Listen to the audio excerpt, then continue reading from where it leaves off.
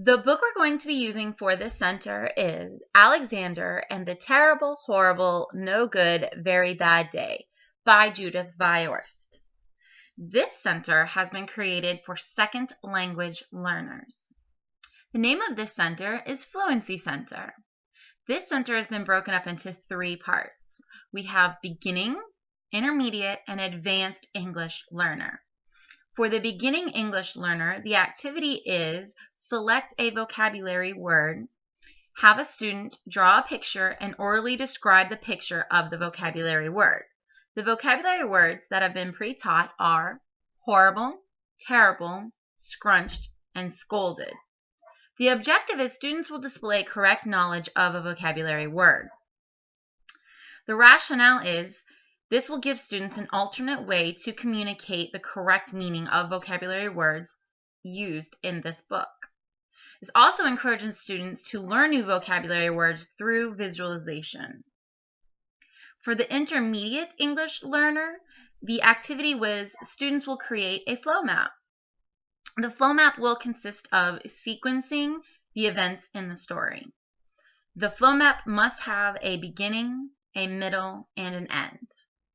The objective is to have students understand a sequence of events from the text.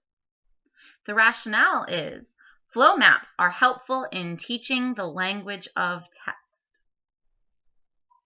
For the advanced English learner, the activity will be read the first page of the story. Ask students to say what they think the word terrible and horrible mean.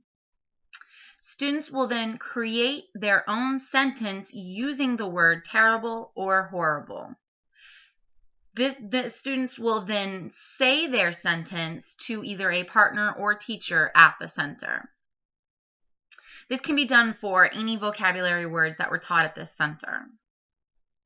The rationale for this is the activity will allow the students to familiarize themselves with the vocabulary that has been used in this book. The 4th grade standard that this center addresses is determine the meaning of words and phrases as they are used in a text. The higher order thinking skill is critical thinking. For English language learners to understand the meaning of the story, students must first understand the reason the author uses certain words throughout the text. This book is not just about having a bad day, it's a terrible, horrible bad day.